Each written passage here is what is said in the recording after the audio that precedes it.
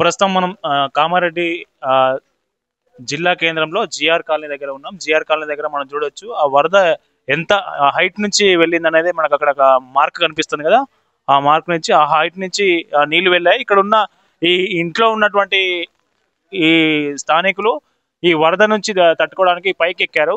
Building పైకి ఎక్కి వాళ్ళ ప్రాణాలు రక్షించుకున్నట్లు వాళ్ళు చెప్తా ఉన్నారు. ఇక్కడ ఉన్న వాళ్ళు వీళ్ళతో మాట్లాడి తెలుసుకుందాం అసలు వరద ఏ స్థాయిలో వచ్చింది, వాళ్ళు ఆ సమయంలో ఎక్కడ ఉన్నారు అనేది వీళ్ళతో మాట్లాడి తెలుసుకునే ప్రయత్నం చేద్దాం. అన్న నమస్తే. ఏం పేరు? నా పేరు నరేష్. నిన్న వరద వచ్చినప్పుడు ఇక్కడే ఉన్నారు మీరు? వరద వచ్చి ఇక్కడే సార్, దాదాపు ఒక 5 minutes లోపలే వరద వచ్చింది. ఒక 5 to 10 minutes లోపల దాదాపు ఒక 5 feet 6 feet దాకా వచ్చింది.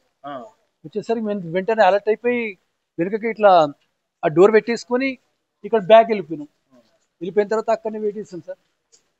చూసరికి మొత్తం ఇంత లాస్, ఇంత మంది వస్తువులు పోతే కానీ ఒక పరామర్శించడం తప్ప కనీస ధర్మంగా అనేటటువంటి ఎవరే గాని. ఎంతమంది ఉన్నారు ఇప్పుడు నిన్న వరద వచ్చినప్పుడు? ఏ టైంలో ఈ ఫ్లడ్ ఎక్కువ వచ్చింది? 11 బావైంది సార్, అంతే. 11 బావైందంటే స్టార్ట్ అయిందంటే ఇక తగ్గలేదు సరిగా. రాత్రి 9 దాకా తగ్గలేదు. 9 దాకా బాగా కష్టమే. ఇప్పుడు లోపల ఏమేమి నష్టం జరిగింది నీకు ఒక్కసారి చూద్దాం.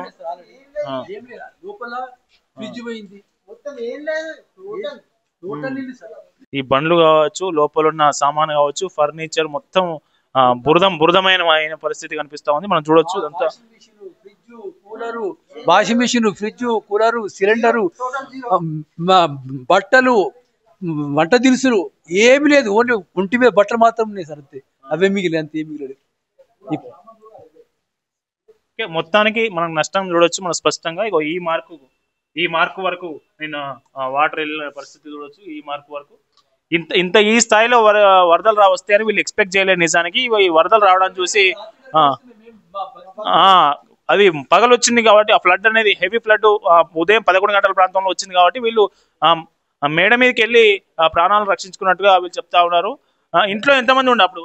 ఇద్దరు భార్య భర్తలు. మీరిద్దరు? మరి ఎట్లా వాటర్ హెవీగా వస్తుంటే మీరు ఎట్లా గుర్తించారు బాగా వాటర్ వస్తుంది? వాటర్ వస్తుంది. ఇంతకుముందు లాస్ట్ ఇయర్ కూడా వాటర్ వచ్చింది. లాస్ట్ ఇయర్ సేమ్ వాటర్ రాగానే వాటర్ వస్తుంది కదా అని చెప్పి అనుకుని బయటకు వెళ్ళి గులం పెట్టేసుకుని బయటకు వెళ్ళాం. కానీ ఇంత పెద్ద ఎత్తున వస్తుందని చెప్పి కలగండి. లాస్ట్ ఇయర్ వచ్చింది, మోకాల వరకు వచ్చినాయి సరే అని చెప్పి అనుకుని వదిలేసాం. ఇప్పుడు అంతే జరుగుతుందని చెప్పి అంతే అనుకున్నాం. కానీ అనుకోకుండా మొత్తం డోర్ పెట్టేస్తే డోర్ కూడా పగల కొట్టేసుకొని లోపలికి వెళ్ళిపోయేంత దాదాపు చూడండి ఎన్ని ఫీట్లది. ఒకవేళ కనుక ఇదే కనుక రాత్రి జరిగి ఉంటే ఈ బతుకుంటుంది సార్. జల సమాధి కాలనీ జల సమాధి అయిపోతుంది సార్. ఎందుకు ఈ కాలనీలో ప్రతిసారి ఎందుకు వాటర్ ఎట్లా వస్తాయి? ఫ్లడ్ పైన ఉన్న చెరువు కానీ లాస్ట్ ఇయర్ కూడా ఇంతకుముందు కట్టదైపోయింది అన్నారు. ఈ సంవత్సరం కూడా ఇప్పుడు వచ్చినప్పుడు కూడా అడిగి ఉంటుంది. ఇక కాలనీ లోపల లేదు, ఈ సంవత్సరం సేఫ్ జోన్ లో ఉన్నాం, మనకేం ప్రాబ్లం లేదు, లాస్ట్ ఇయర్ మాదిరికి ప్రాబ్లం సాల్వ్ చేస్తామని చెప్పి కాలనీ వాళ్ళు చెప్పడం జరిగింది. అనుకోకుండా మళ్ళీ మూడు చెరువుల కట్టలు సరౌండింగ్ లో తెగిపోవడం అనేటటువంటిది ఒక ఉప్పెనలాగా వచ్చేసి ఒక 2-3 నిమిషాలు టైం కనుక మేము లేట్ చేసి ఉంటే మేము దాదాపు రావడానికి కష్టం ఉంటుండే. ఇక దాదాపు జల సమాధి అయిపోతుండే సార్. దానికి ఏ విధమైనటువంటి ఛాన్స్ లేదు. ఒక్క 5 minutes మేము కనుక లేట్ చేసి పడితే అలర్ట్ అయి ఉంటే ఒకవేళ ఆరోగ్య పరంగానే కానీ లేకుంటే ఏదో పరంగా ఇంట్లో రాలేక పరిస్థితి ఉంటే మాత్రం ఇంట్లో వృద్ధులు చిన్నపిల్లలు ఉన్నా కానీ నిన్న వచ్చిన ఫ్లడ్స్ కు తట్టుకొని ప్రాణాలు రక్షించుకునే పరిస్థితి ఉండకపోవచ్చు. ఇంపాసిబుల్ సార్, చాలా ఇంపాసిబుల్.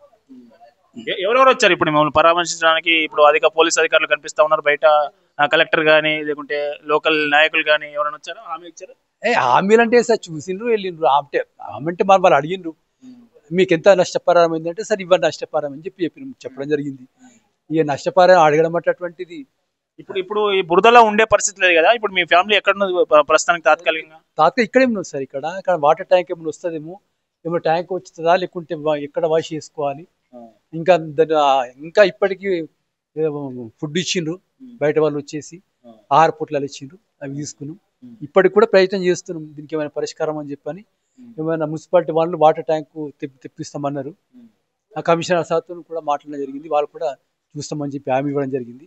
అదే వెయిట్ చేస్తున్నాం. మీకు తాగడానికి వాటర్ కానీ ఇచ్చారా? ఏం లేదు సార్. ఇప్పుడు అంటే బయటకు వచ్చినాం కదా, ఏం లేదు, తాగడానికి లేదు, తినడానికి ఏం లేదు. నిన్నంటే తల దాచుకున్నాము ఎక్కడో కానీ మరి ఇక్కడికి వచ్చే పరిస్థితి లేదు. మళ్ళీ ఇప్పుడు ఎక్కడికి వాళ్ళని తెలియని పరిస్థితి. రాత్రి ఎక్కడ మీకు షెల్టర్ ఏమైనా ఇచ్చారా ఇక్కడ మునిగిపోయిన ఈ నిర్వాసితులకు సంబంధించి? రాత్రి కాడ మొత్తం డిపార్ట్మెంట్ మన ఎమ్మెల్యే సార్ కానీ వీళ్ళందరూ కూడా పర్యవేక్షణ లోపల ఈ యొక్క కాలనీవాసులకు ఒక రక్షణార్థ శిబిరం పెట్టేటువంటి ఏర్పాటు చేసిండ్రు. వాళ్ళందరూ కూడా కాటిపల్లి వెంకటరమణారెడ్డి గారు, ఎమ్మెల్యే సార్ గారు, SP madam, SP sir, additional SP గారు, సిఐ గారు, ఎస్ఐ గారు, రెవెన్యూ డిపార్ట్మెంట్ అందరూ కలిసి మొత్తానికి చాలా హెల్ప్ చేసింది సార్. రక్షణార్థ శిబిరం కూడా తీసుకురావడం జరిగింది. 6 పొట్లాలు పంపిణీ చేయడం జరిగింది. సౌకర్యాలు కల్పించారు, కృతజ్ఞతలు. కాకపోతే మా యొక్క నష్టానికి మేమే జరిగిన నష్టానికి పరిహారం కూడా ఇవ్వాలంటున్నారు గవర్నమెంట్ నుంచి, అంతేనా సార్? అది మా విచక్షణ సార్, ఎందుకోసం అంటే ఎవరి విచక్షణ వారు వివరిస్తారు. ఓకే, ఇది మొత్తానికి ఇల్లు ధ్వంసమైన పరిస్థితి, ఇల్లుకు నష్టం జరిగిన పరిస్థితి. ఆ ఫ్లాష్ ఫ్లడ్స్ రావడంతో వీళ్ళు అప్పటికప్పుడు ప్రాణాలు రక్షించుకున్నారు, కానీ వీళ్ళ సామాను, ఫర్నిచర్ మొత్తం అయితే ఈ వరదలో నాశనమైందని చెప్తా ఉన్నారు. Cameraman Mohit, Karunakar, Kamareddy, GR colony.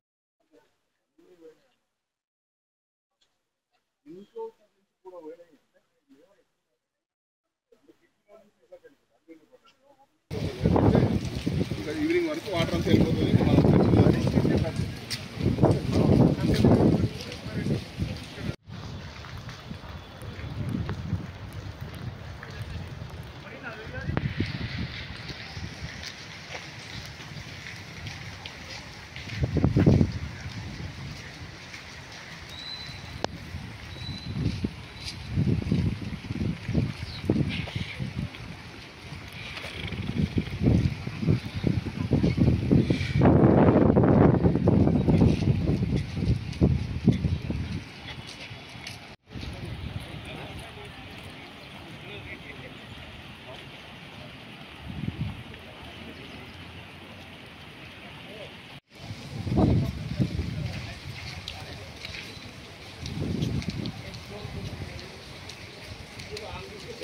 तो जब एक किलो जी तो पानी आया